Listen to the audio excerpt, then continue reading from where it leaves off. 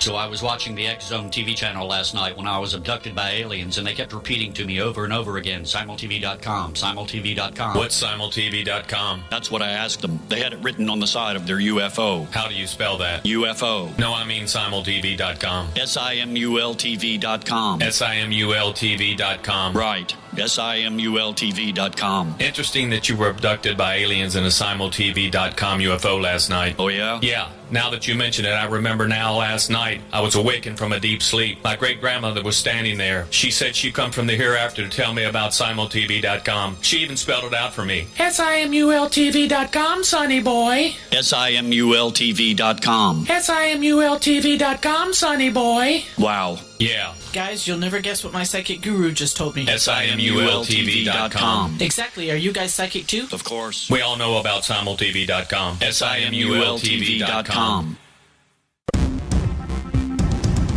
The views, opinions, and conclusions expressed in the following program are those of the host, guests, and or callers, and not those of rel-mar McConnell Media Company, our corporate divisions or entities, the X-Zone Broadcast Network, Simul Radio, Simul TV, our staff, management, advertisers, broadcast affiliates, and affiliated broadcast networks.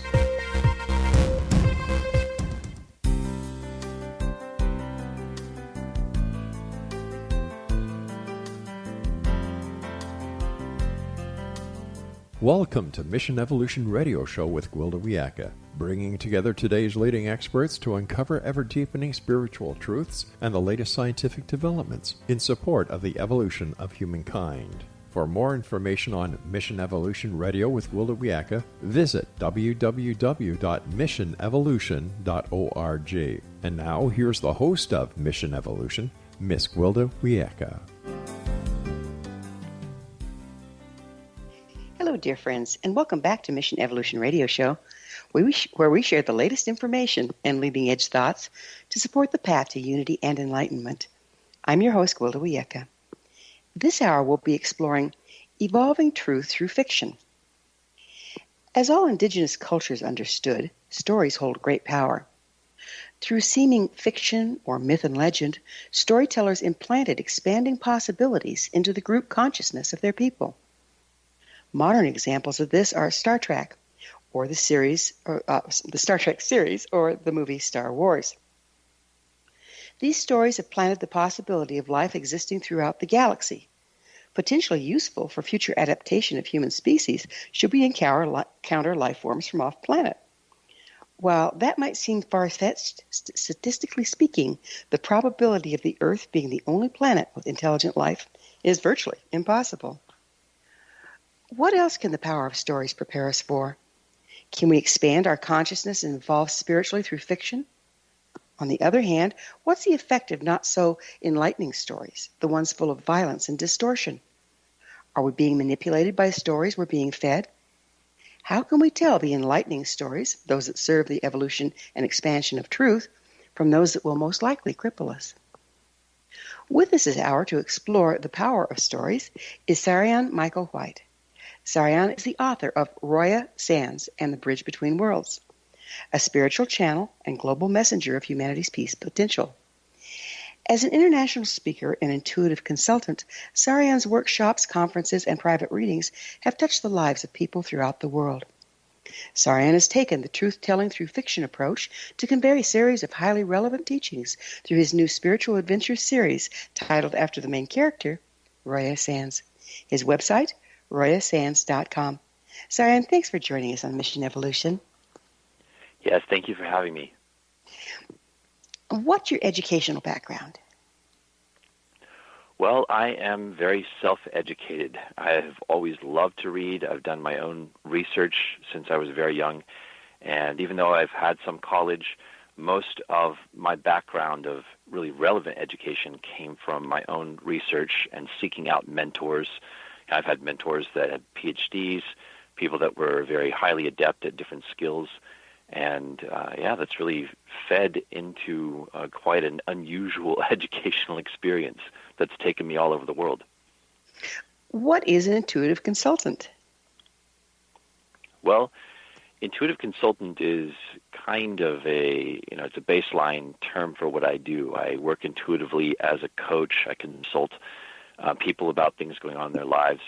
But that really ranges into a lot of other things that more often than not reaches into other realms of experience, especially where we can experience our spiritual guides or a form of divine overriding guidance that is at work in our lives. So one of the things that I do with people is I introduce them to their spiritual guides, and often I will channel their guides to them, for them, and give them awareness of how the guide wants to work with them in life.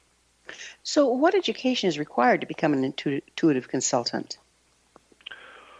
Well, I got inspired when I read a book called Opening to Channel when I was 17 years old by Sanea Roman and Dwayne Packer.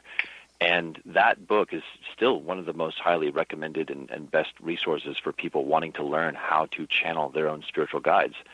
And when I read that, I knew that that's what I wanted to do with my life, that I wanted to channel and bring through new concepts of spiritual science and awareness for people. I didn't know that I was going to be doing it as a private consultant. That came a bit later when I was approached by a whole group of ascended masters that appeared to me in meditation and basically said, we want to start channeling through you, and we're going to have you doing individual sessions for people. That was a surprise to me at the time. And from that moment forward, I was receiving an in-the-moment direct experience of training from these ascended beings. So I like to think of it as on-the-job training. So you indicated your work, you're indicating your work and teachings are channeled. What exactly do you mean by that? Where are you getting your information? Well, I've always been kind of a visionary and have gotten a lot of information through dreams. I have an ability to travel out of body, which over time I've been able to use that to travel into the future, into the ancient past, into parallel versions of Earth. So some of the information that I bring through and that gets woven into the stories that I write comes from those kinds of remote viewing out-of-body experiences. But then I'm also aided and assisted by spiritual guides that are, in the case of this fiction story, quite literally inhabiting the roles of the characters that I'm writing about, so do you helping me like a creative team. Do you have shamanic training? I would say not so much in this life, but I have been gifted with memories from other incarnations that have shamanic training. So I do have experiences with shamanic abilities, and I have led people through shamanic processes, and that just comes spontaneously. It's not something that I learned from a teacher in this lifetime. So your name's SARYON. That's rather unique. Where'd you get it? What's its origin? Well, I received that name through a channeled reading with a spiritual master named Louis Dordampri, and he received that name for me as an angelic name, and it answered a question that I'd had since I was in my mid-teens. I was 22, I think, when I received that name, and I had been asking and praying to God, like, please reveal to me another name that resonates with my soul, because I believe I have another name other than my earthly name. And so I adopted that and became part of my full name now. SARYON Michael White. Michael White is my birth name. It's a common concept among indigenous people to have a spirit name. Is this like a spirit name? Yeah, I would say it is like a spirit name. So where exactly are you getting your information? If you don't have any shamanic training to make it clear to you who you're talking to, how can you tell? Oh, I know exactly who I'm talking to. I always know who I'm talking to. I have very, very clear discernment, and I'm also able to not just receive the information from in the body, but I very often will travel out of body and see these guides face-to-face in their realm. So I know a lot about the beings that I'm working with. The Master Jesus was the first Ascended Master teacher that came to me and overlit my training, and then gradually he began to introduce me to other masters and angels, and it just became a process of integrating with more and more of what's available to humanity to source our evolution. So there's the good, bad, the ugly spiritually out there. You're able to tell that the information you're coming from is a reliable source, that they aren't just putting on a face? Yes, because that was one of the first things that the Master Jesus did with me, is to give me a very highly accelerated and advanced training in discernment. So I was shown the different types of beings that are acting to deceive humanity. I had experiences with them. I saw how their consciousness works. I saw the methods they use. And my discernment evolved very, very quickly after that.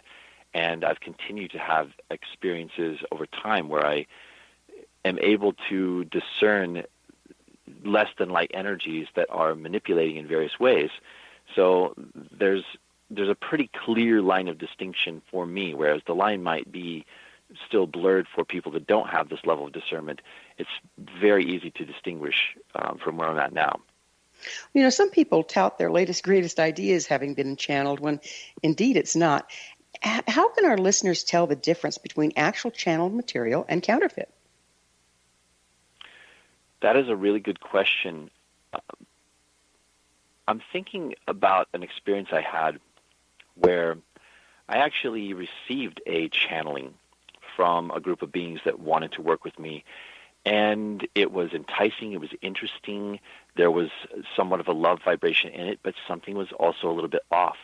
And so I went to Archangel Michael, who for me has been like a kind of a clearinghouse that has helped me to vet information when I have on occasion had contact from guides like this that are, you know, might have a little bit of an agenda. They're not coming from the highest realm that I normally communicate with. And so Archangel Michael was able to show me, okay, this is what the agenda is of these beings. This is where they still have some attachments in their consciousness. This is what you need to look out for. And once I was cleared of any attraction I had to their energy, my discernment went up to an even higher level. And I haven't had any kind of interference from beings like that wanting to work with me again, because I can see through their agenda. And that was a really long time ago. But you know, the angels and the archangels have been like a clearinghouse. Pretty much any being that works with me has been vetted through those energies. Well, we're going to have to take a short pause here pretty soon. But on the other side of the pause, I'd like to get a little bit deeper into the archangels, what they really are and what we're dealing with there. Are they metaphorical? Are they actually things that fly in on wings? It's a fascinating subject. So it is time, however, for a commercial break. Saryon and I will return shortly, so don't go away. You're listening to the Mission Evolution Radio Show, coming to you on the X-Zone Broadcast Network, www.xzbn.net.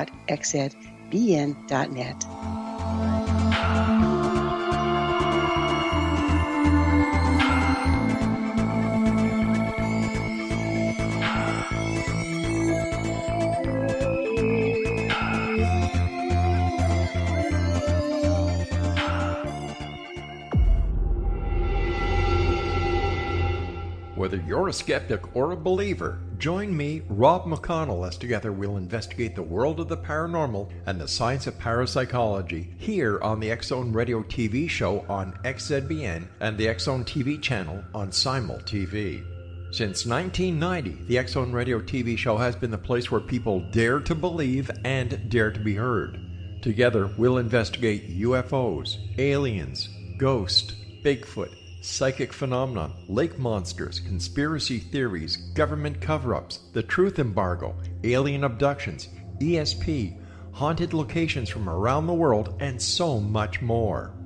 With over 28 years of broadcasting and more than 4,500 individual guests, the X-Zone is truly a place where fact is fiction and fiction is reality, as evidenced by the credibility, integrity, and professionalism of the guests that we bring to our international audience. If you have seen a UFO, had a close encounter, seen a ghost, Bigfoot, lake monster, or a story that you would like to share or have investigated, contact me, Rob McConnell, by sending me your email to xzone@xzoneradiotv.com, or you can call toll-free 1-800-610-7035, extension 143, and on Skype, X-Zone Radio TV. For more information on the X-Zone Radio TV show with yours truly, Rob McConnell, visit www.xzoneradiotv.com or www.xzonetvchannel.com or simultv.com and xzbn.net. Until next we meet here in the X-Zone from our broadcast center and studios in Hamilton, Ontario, Canada, always remember, X-Zone Nation, Keep your eyes to the sky and your heart in the light.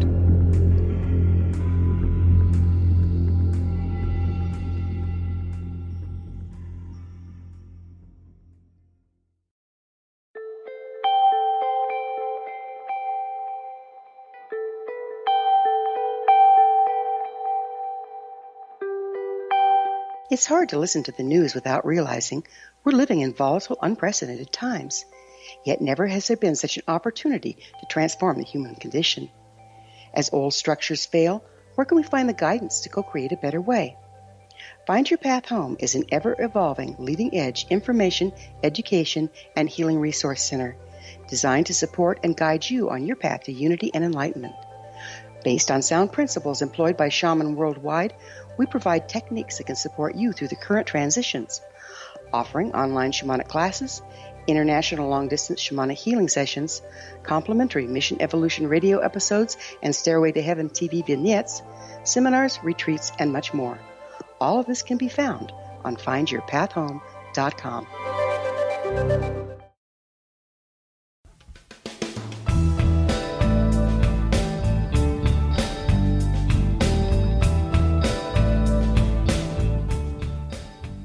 Welcome back. This is the Mission Evolution Radio Show dedicated to unification and evolution of consciousness. To stay abreast of all the wonderful information and tools we have to offer, visit our website, missionevolution.org. I'm your host, Gwilda Wiyaka, and our guest this hour is SARYON Michael White. His website, royasands.com. As promised, let's talk a little bit about angels. Are they literal? Are they archetypical? What's your understanding on that? Well, for me, I've had a lot of very profound, visceral experiences of angels, seeing them, hearing them, traveling into the realm where they exist, and experiencing incredible synchronicities. One of the things that I found is that angels can very much interact with our physical lives. They can create synchronicities and miracles that happen. So when you acknowledge their presence in your life and you talk to them, you acknowledge them, you give thanks for them, it creates a reciprocity that starts to show up, and then they will let you know that they are there and that they hear you and that they're responding back and that they are a part of your life. So that's a real experience for me. It has been for a long time. But if you want to talk about the origins of them, going all the way back to the very first movements in creation that gave birth to creation itself, these were movements and creations of sacred geometry. And so the original sacred geometric pattern of creation created an experience, an awareness, a matrix where there were many points of reflectivity, and those points of reflectivity became the first beings, and those first beings were angels. That is the origin of the angels, the beings that come from within that pattern, that hold it sacred, and that co-create with the one through that pattern. So the angels, in a way, they represent an aspect of that original consciousness that is always there to guide us back into alignment with the original creation pattern, which is one of harmony, balance, and unconditional love. But wasn't Lucifer an angel? Yes, that is true. And from my experience of reading the Akashic records of the universe, the Lucifer rebellion did in fact happen. I don't know how accurate the depiction of it was from biblical sources and other sources, but what I saw was that Lucifer was a being that sought to manipulate and distort the creation pattern and to create a separate reality with it. And as a result of doing that, Lucifer was not kicked out of heaven, but was allowed to do this, was allowed to create this experiment. And even though it wreaked havoc on creation, more good has come out of it than evil, because it has given birth to a whole new vibration of consciousness that is based in compassion, self-love, self-mastery. And so, as I understand it, that particular being, that entity, that energy, is no longer able to influence our reality. It's been cordoned off and quarantined, and even though there are still ripple effects that are rippling through the matrix that are being sorted out, that are left over from that rebellion, we are well on the other side of this original event that wreaked havoc in our universe. Well, how can you tell that the experiment is actually done and that who you're talking to isn't Luciferic in nature? Well, I experienced beings like Archangel Michael, that there is a quality of love that is undeniable, and the guidance is so pure. It comes through as a guidance that is always affirming of life and love and empowering and supportive, and gives you a feeling of coming into alignment with your purpose, and that's a very clear, visceral feeling. I have had some experiences of memories of the fallen angels, and so I know what those beings feel like, and there's no way that they can mimic that love vibration. It's just they don't have the love vibration. They're not able to mimic it. Now, I have seen something that's maybe a little closer to what you're asking about, which is the way that astral beings can wear masks and can masquerade as things that they are not. That actually does happen quite a lot. However, any discerning person that has begun to open their heart would be able to feel that most of those energies do not hold a love vibration. And the heart really knows all the time. If you really look into your heart, you know the truth. It's only when the heart is closed that the mind is able to be more easily deceived by illusion, by the way things are presented. There's nothing like that heart-mind binocular vision, is there? Yeah, it really is amazing. So let's get into stories a little bit. The power of stories has been used since, dawning of time. And now I'm wondering how much it's being misused. Would you speak a little bit to what is the power of stories, and how can we discern what stories to expose ourselves to?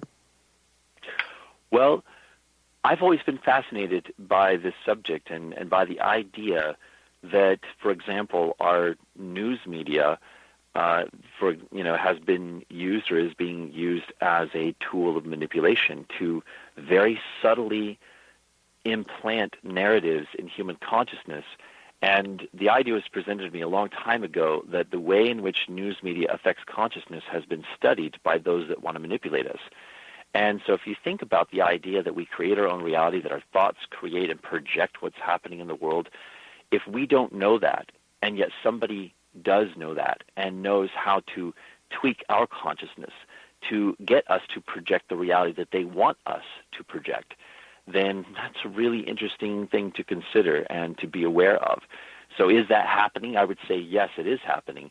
But there are also incredibly empowering ways that stories and narratives are being given to us that are counteracting that are presenting us with choices that do vibrate with a higher potential and with a timeline of progression into higher and higher states of consciousness.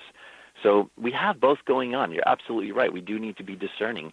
My favorite example of the way positive stories and narratives are being used or have been used is the Celestine Prophecy. That was one of the books that really inspired me greatly when I first started to awaken. And the idea of channeling and receiving and passing on a teaching tool in the form of a story like that was part of what led to the creation of the Roya Sands series. I love that book, the Celestine Prophecy. I agree with you. It just really presented something in such a receivable way. You're engaging the imagination. What do you know about what part the imagination plays in expansion of reality? Well, from my perspective, we are all co-imagining and co-dreaming this reality. And we don't realize that it's a dream. But I think if you talk to anyone who claims to have had an awakening or describes an awakening at some point, they might feel that they are awakening from a reality where they didn't know they were dreaming, and now they have become conscious that this is a big holographic construct, that this is a dream. We are co-dreaming. We are influencing reality with our consciousness.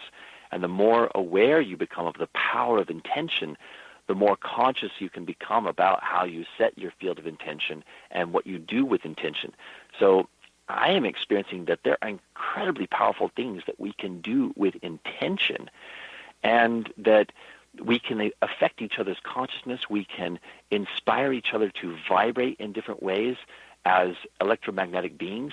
And when we realize that vibrations like joy are contagious, and that we can tap into joy as a frequency in the universe that is a part of a greater reality that is sourcing our spiritual growth, then we realize the power of intention and how we can awaken the world with sharing our vibrations of joy in a very conscious way. So where exactly does intention originate? I mean, we know that stories and imagination is kind of like the language of the heart, if you will. But intention seems a little different. Where does it originate? Well, I think it all originates from within the soul.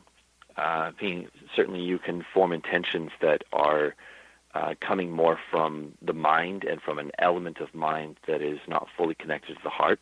That is also possible, and that is also where a lot of people do come from in their intentions. It's a construct inside of the mind that comes from an intent to create, and then there is the most empowering form of this, which is when we are aligned with the blueprint of our soul, and the soul is downloading into us intentions that are part of our soul's blueprint and our passion to co-create with humanity in the earth. So you're kind of talking about the difference between a life purpose that came when we came and a mental construct of working your will into the world. Yes. How can you tell the difference? Well, those two things can be aligned or they can be misaligned. I think a lot of what we are doing is to align our self-will with, what we would describe as an element of divine will that is at work in our lives. So how can you tell the difference? Well, when people are pursuing cravings, for example, they are following attachments. They are following the self-will desire to distract from alignment with divine will because of a fear of surrender, because of a fear of losing control. So when people come from a place of trying to control their reality, then that's very apparent. It's very different than when you see somebody who is at peace because they are very surrendered to what is happening. With surrender it sounds comes like peace. It's time for another short pause. We'll look at surrendering into peace on the other side. Saryon and I will return to our discussion on the other side of this break. You stay right there. This is Mission Evolution Radio Show. We're coming to you on the Zone Broadcast Network, www.xzbn.net.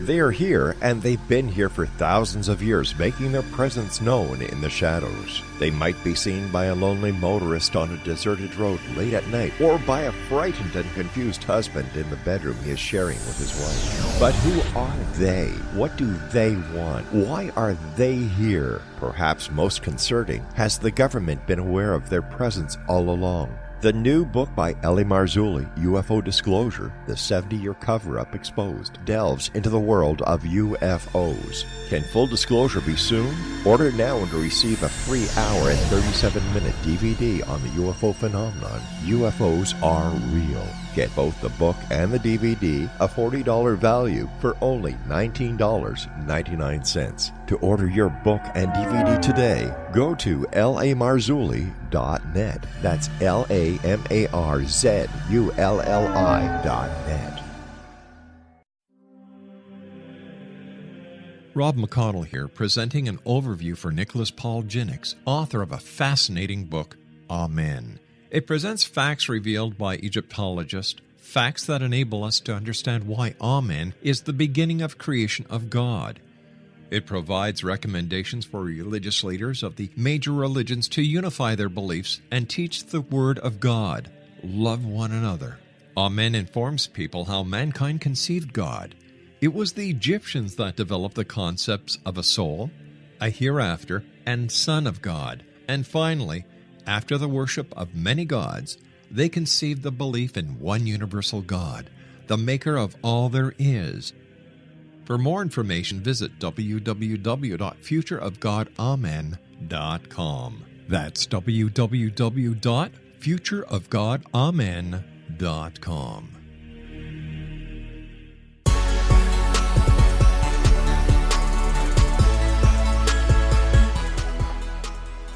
Welcome back. This is the Mission Evolution Radio Show, missionevolution.org, bringing leading-edge information supporting the path to enlightenment. I'm your host, Gwilda Wiyaka. We're speaking with SARYON Michael White, his website, royasands.com. SARYON, I'd like to get in a little bit, back to the story issue. How can we use stories to expand our reality? Well, I think that the most powerful and most basic concept of this might come down to affirmations. If you look at the power of affirmations as a way of creating a narrative for yourself, that gives you a good understanding of how we can build upon that ability to command a higher potential and to call forth a higher potential that becomes a guiding force in our lives. So I think that when we talk about fiction stories, for example, we're talking about tapping into potentials that already exist, that already have a future that is reaching back to connect with us as a guiding force. I come from the perspective that we are not living through time in entirely a linear way. This is not time moving from the past into the future, that actually an already existing future is having a causal effect on the past. And so what I'm endeavoring to do with writing stories, and what I think quite a lot of people are doing this as well because they're tapping into the power of this, is to allow that reverse causation process to guide the stories that we're creating, to guide the narratives in a way that connects us with our future potential, so that future potential begins to interact with our consciousness and it informs the narrative of our lives. Are you familiar with Derek's Law? No, I'm not. Okay. He's a scientist, and he has a mathematically proven formula that says causality is equal parts from the past and from the future, but can only take place in the present. So it sounds like that's what you're talking about. Yes. Mm-hmm. Yes. So if we're writing stories in the present for ourselves, we're sitting there daydreaming, or how about children doing make-believe? Isn't that a natural way of working with these stories in the present to recreate our future? Yes. Yeah, there's a lot of recreation. We're constantly recreating ourselves and recreating reality in our own imaginations.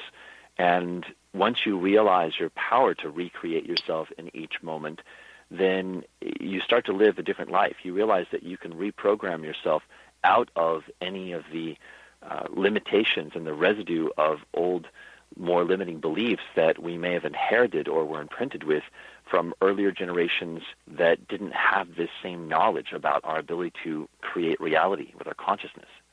So doesn't that just about make psychics obsolete? Well, that's an interesting question. Because it seems like we're doing that more rapidly and more profoundly now than in times past. And so we're literally changing the future. How do they read that? That's absolutely true.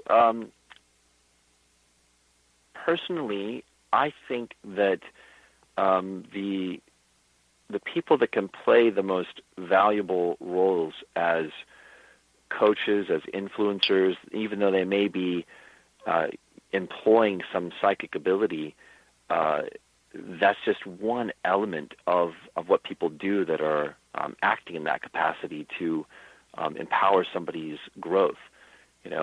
I personally wouldn't go to somebody who is just claiming to be a psychic or is there to provide psychic information, because you're right, anything that anyone sees has only a possibility of coming true, because you can recreate yourself in any moment. The very first time I had a reading, somebody predicted something, and I saw, wait a minute, that's not what I want to happen, and I changed it. Well, that doesn't necessarily mean that what they saw was not true. It might have been true until I made a different decision. So I think it's still helpful to have lots of different perspectives. to be the devil's advocate, what about the psychic tells you a story and you buy into it and create it, even if it's not your liking? That also happens, and I would always suggest that people be very discerning. I know when I work with people, I support them to recreate themselves, and I think that any good coach would do that. If somebody was not honoring the integrity of the other person's sovereignty, then they might just feed you a story and not seek to empower you to recreate yourself. Well, you spoke at the beginning of the program that there is no formal training and there is, I assume there is no regulation. How can people be discerning when they're looking for someone to coach them? Well, I think that at first it's important to recognize that it is important to be very discerning. There's a lot of people out there that are passing themselves off as psychics or channels or whatever, and that are not operating at a very high level of integrity with their own spiritual source. So what makes what you're offering different? How can people tell? Well, I don't come from a place of focusing on making psychic information the most important thing about what I do. That may come into play, but what I care about is listening to the heart and soul of an individual and listening for the reflection of their higher potential speaking through. Because what I'm going to do is I'm going to shine a light upon the best of who a person is that's already starting to shine through, so that they can see the value of themselves and they can recognize themselves. I'm just here to be a mirror for people, to help them see the best of their nature and to acknowledge it so it comes to the forefront and they can see the difference between that and whatever is going on inside of their consciousness that's not serving them.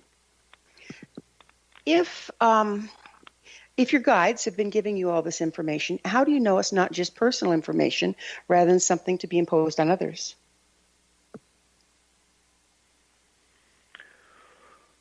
Well, the kind of information that comes through, it's interesting because I know that there are a lot of psychics that give readings that are kind of prediction-based, and that's not really what I do. The guides that come through me are supporting people to feel the truth of who they are in a way that it's a visceral experience for people. And people usually find that there are confirmations and synchronicities where they've had an awareness of something and they didn't have anybody else that was there to mirror that back to them, because it was an inner experience, it was something subtle, it was something that was coming through their inner senses. And a lot of what happens when I work with people is that the guides will bring through an awareness or a description of reality that person maybe has never shared with anybody, or it was an inner experience for them, and so the information validates their actual inner experience. It doesn't lead them away from their experience. It validates it and it confirms it so that it helps them to feel the strength of who they are. And again, how, what turns you around to use this on behalf of others versus using it as a personal growth and development tool? Well, I have been asked to do that by the guides, and people keep coming to me wanting my support. So there's a perfect storm there. And the other aspect of it is that the act of serving and the act of using this type of inner work with the guides as a tool for personal growth is one and the same. So I humbly see myself as the student of the same master teachers that I am channeling for people. So anything that the masters bring through for someone else may also have a message in there for me. And so I look at the process of working with people as a process of coevolution. So I'm very humble about how I go about approaching this process. And I try to really have as little ego as possible and to just get out of the way and allow the masters to work through me as a conduit. So well, we have just a little bit of time left in this segment. And I was wanting to approach, let me see, I almost lost my train of thought here. Oh, yes. It seems like this work requires, it's a huge responsibility, and it requires a particular level of clarity. What does a person have to do in order to clear their issues in order to be on deck to do this? Well, there has to be a very strong intention inside of a person for a greater accountability, really moving out of victim consciousness, a willingness to confront fears, insecurities, to defeat cravings, self-purification. If you have self-purification as a very strongly rooted commitment to your spiritual growth, that's what makes you available to the teachings of the Ascended Masters, and it allows you to experience them supporting you through the process of becoming a clear channel. Well, what is self-purification? I hope it's not wearing a hair shirt, right? No, well, self-purification for me has been a lot about letting go of attachments, letting go of fears, and like I said, rising in accountability, taking responsibility for everything that I create instead of, you see something goes wrong in your life or there's disharmony, you don't blame it on others or you see yourself as a victim. You look at, okay, how is this a reflection of myself? How is this reflecting what I'm holding in my consciousness so that I can see myself in the mirror of what's happening and I can take ownership of my experience? When you come from that way of looking at life, then you accelerate your spiritual growth very, very quickly. So it sounds like you're talking about developing a witness within. Yes, absolutely. That's a good way of putting it. Got about 10 seconds. How can you start doing that? Ooh, we might want to get into that in the next segment. Okay, because, well, we will. That's a big subject. We'll hold that thought. I'd love to talk about that, though. It's hugely important, I think. Yeah, Yeah. absolutely. Okay, well, it is time for that needed break. On the other side, we're going to talk about how can we take self-responsibility? How can we develop that witness that everyone so much needs? Saryon and I will be back shortly, so don't leave us now. This is the Mission Evolution Radio Show on the X-Zone Broadcast Network, www.xzbn.net. You stay right there. We'll be back.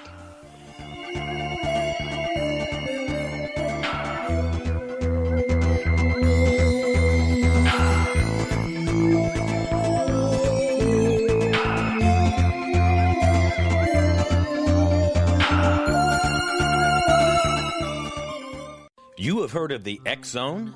Now watch it on Simul TV, plus 500 video games, live TV channels, free video on demand, worldwide, and more. Does this sound like tomorrow's television? Well, it is, but you can have it today, right now. It is Simul TV. Simul TV offers what the others only wish they could provide. 15 exclusive channels like X-Zone, Sci-Fi, and Horror. We are worldwide. No other provider offers that. 500 built-in video games. No need to have an extra expensive system. We have them included. Free video on demand. Live streaming events from around the world. Interactive online network, and much more. Tomorrow's TV today. Simul TV. Sound too good to be true? Well, it's not. You can have Simul TV today. Sign up at simultv.com. Do it today. They are here, and they've been here for thousands of years, making their presence known in the shadows. They might be seen by a lonely motorist on a deserted road late at night, or by a frightened and confused husband in the bedroom he is sharing with his wife. But who are they? What do they want? Why are they here? Perhaps most concerning, has the government been aware of their presence all along? The new book by Eli Marzulli, UFO Disclosure, the 70-year cover-up exposed, delves into the world of UFOs. Can full disclosure be soon? Order now and receive a free hour and 37-minute DVD on the UFO phenomenon. UFOs are real. Get both the book and the DVD, a $40 value, for only $19.99. To order your book and DVD today, go to lamarzulli.net. That's LAMARZULLI.net.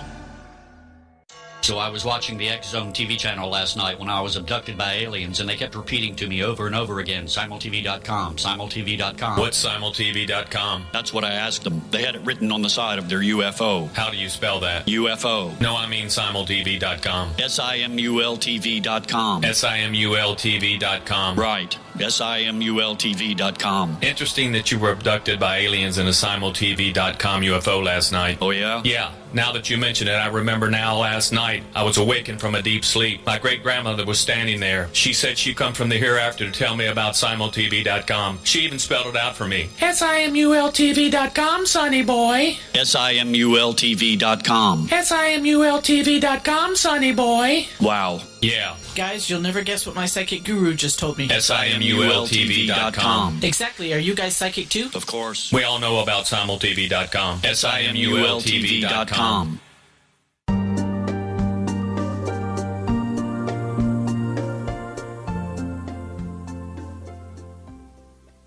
Welcome back. This is the Mission Evolution Radio Show, bringing together gifted people of service to the world. I'm your host, Gwilda Wiyaka. I always love to hear from my listeners. Email me at info@missionevolution.org and suggest a topic or a guest that's been on your mind.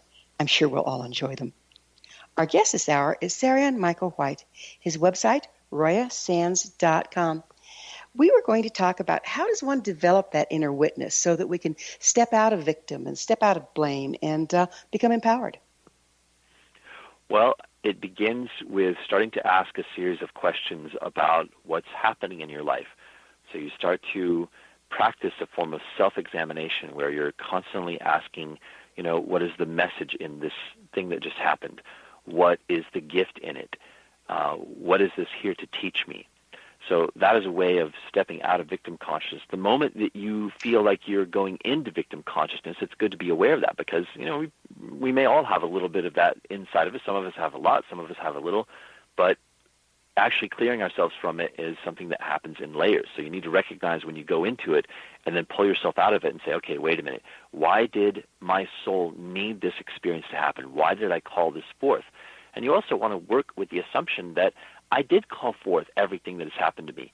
Every single thing, from the most challenging things, the most joyful things, the most painful things, that there was a reason why my soul needed this to happen for spiritual growth. And when you come from that assumption, then it helps you to stay aligned with the self-examination process. How can a person tell they're in victim? I had a student the other day really having trouble wrapping her head around the concept.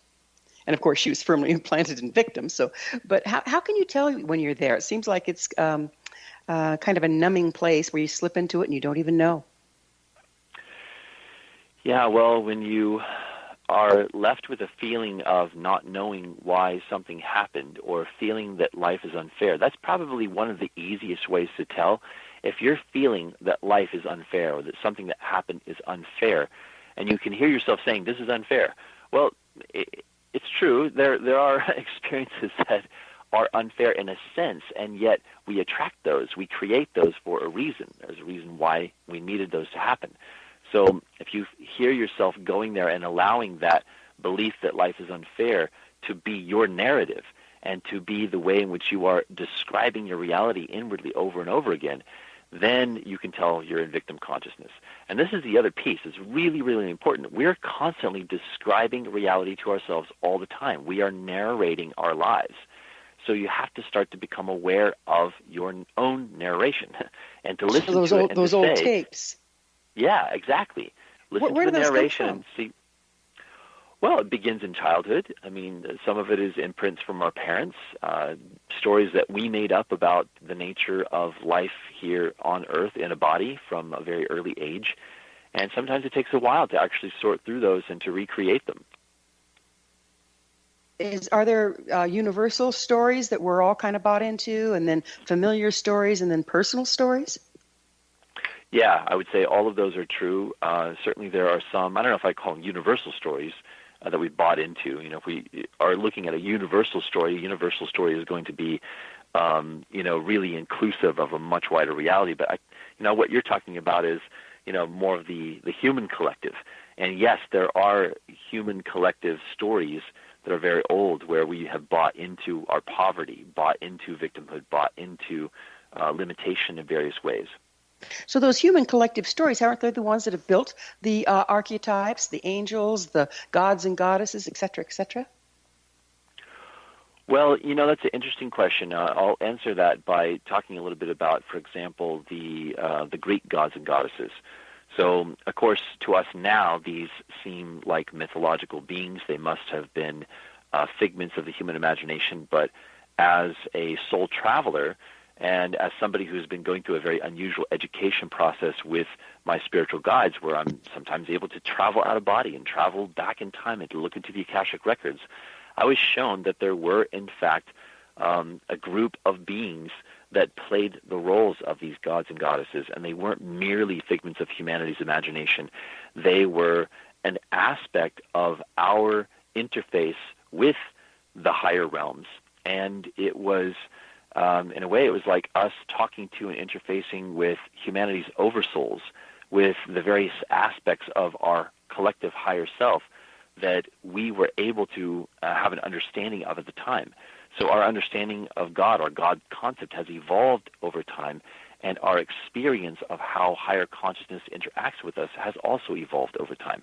So there was something to it. It wasn't only mythology. I mean, it's a much bigger story that we don't have time for now, but this was not only something that we imagined. It was being co-imagined with us by these higher beings. So it sounds like you're talking about bandwidths of frequency, that each archetype was a living bandwidth of frequency that then took on that persona for us in our myths and legends. Yeah, that is a good way of describing it. I mean, that is certainly one way of describing it. Well, you say we've evolved spiritually, but it looks like it's gotten pretty doggone dogmatic to me from the times that we interfaced in that way to when we go into the Bible-thumping era. Well, they say it's always darkest before the dawn, and I think that we are having a little bit of that. We are approaching the dawning of a more enlightened era, and I wouldn't say that dawn has happened for the masses yet. Right now, for the masses, it's like it's darkest before the dawn, but there are maybe some more advanced human beings that have already sort of crossed the threshold and are bringers of light, and that are showing us that there is another light-filled reality that we're moving toward, but that incoming light is also bringing up everything that doesn't resonate with light. Yeah, that's when you have to roll up your sleeves, right? Yeah. So how do you see humanity's evolutionary potential? Well, I'm having a very real experience of that evolutionary potential in that, I'm having very beautiful experiences of empathy and connection with people and seeing through other people's eyes at times. And so there is a way in which the separation consciousness is starting to break down and allow us to have these kinds of empathic group consciousness experiences with each other. So I'd like to think that we're going to have more of that and that the barriers are going to get broken down. There's a term in the book, Roya Sands and the Bridge Between Worlds, that speaks a little bit about this, and it's betweenergy. And betweenergy is a place of balance between every two souls and every two people where you can't tell where one soul ends and the other begins. I've experienced between us. Yeah, I've experienced this increasingly, where the veil between personalities, personas, thoughts, feelings, empathies is thinning and thinning and thinning. And I've also noticed that some people find that very destabilizing. How can we find stabilization through this destabilization process? Well, it's a process where there are certain evolutionary pressures happening because there is new light that is dawning. The betweenergy, the presence of betweenergy is increasing and being energized, and so it is causing a breakdown of the barriers. And so it's just through experience and through encountering these different experiences that we're being tested out of our separation consciousness. And yeah, some people might find that there are experiences that seem destabilizing in this evolutionary process, but it won't continually be that way. The fear comes up, the resistance comes up, and then it abates, and then it gets handled in different ways, and the next experience they have of opening is different. What are your hopes for humanity's future? Well, my hope is, I don't believe not merely hope, it is informed by a very clear vision that has inspired me for many years now, and that is the possibility that we could experience the dawning of a lasting global peace consciousness, that we could actually see a peace arriving in our world that ends all wars, and that we could actually see that in this life, in the lifetimes that we're living now. I actually believe that that is possible, and that's what I'm working toward. That's a beautiful vision. How can we become, the listeners, you, me, all of us, how can we become a bridge to a more enlightened world? I think that one of the most powerful things that we can do is to become more loving towards ourselves, to practice self-acceptance, self-love, self-compassion, and self-purification. If we purify ourselves of unloving thoughts and unloving ways, then we are giving the gift of our loving nature to the world, and that gets passed on through our ripple effect. So one of the best things that you can do is to change yourself and reform and refine yourself. You know, some people think like, well, how could I ever change the world? And some people are out there trying to change the world, and they don't realize that they need to purify themselves. Otherwise, everything that they do outwardly is going to also carry the resonance of their unloving consciousness. So when you purify yourself, when you become more loving toward yourself and really care deeply about your own health, your own heart, then you are going to be able to access the true tenderness and all-encompassing nature of love because we're willing to give it to ourselves. So it goes back to the words over the gate to the temple, know thyself. Know thyself and be the change you wish to see in the world. Both very profound advising statements. Very profound. Yes. Well, it's been a real pleasure to visit with you. And as always, time has flown, but now we're out of it. Saryon, thanks so much for coming on the show. Yes, thank you so much for having me. It's been a pleasure. Our guest this hour has been SARYON MICHAEL WHITE, the author of Roya Sands and The Bridge Between Worlds, spiritual channel and global messenger of humanity's peace potential.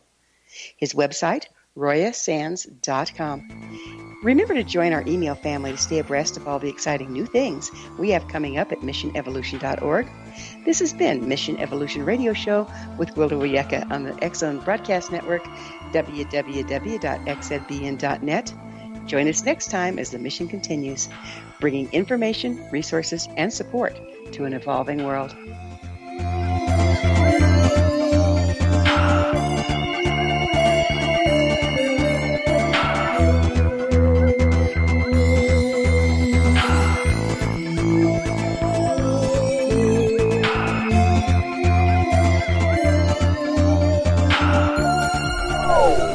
They are here, and they've been here for thousands of years, making their presence known in the shadows. They might be seen by a lonely motorist on a deserted road late at night, or by a frightened and confused husband in the bedroom he is sharing with his wife. But who are they? What do they want? Why are they here? Perhaps most concerning, has the government been aware of their presence all along? The new book by Eli Marzulli, UFO Disclosure, the 70-year cover-up exposed, delves into the world of UFOs. Can full disclosure be soon? Order now and receive a free hour and 37-minute DVD on the UFO phenomenon. UFOs are real. Get both the book and the DVD, a $40 value, for only $19.99. To order your book and DVD today, go to lamarzulli.net. That's LAMARZULLI.net.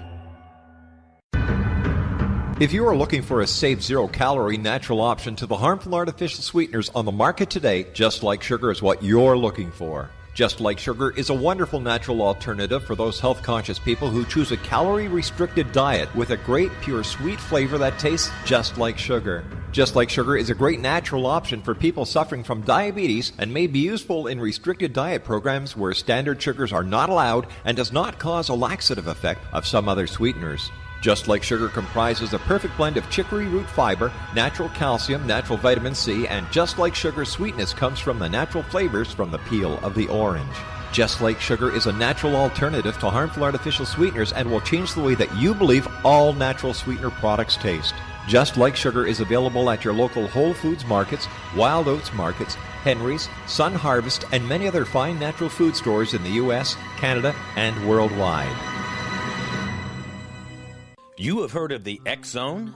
Now watch it on Simul TV, plus 500 video games, live TV channels, free video on demand, worldwide, and more. Does this sound like tomorrow's television? Well, it is, but you can have it today, right now. It is Simul TV. Simul TV offers what the others only wish they could provide. 15 exclusive channels like X-Zone, Sci-Fi, and Horror. We are worldwide. No other provider offers that. 500 built-in video games. No need to have an extra expensive system. We have them included. Free video on demand. Live streaming events from around the world. Interactive online network, and much more. Tomorrow's TV today. Simul TV. Sound too good to be true? Well, it's not. You can have Simul TV today. Sign up at simultv.com. Do it today.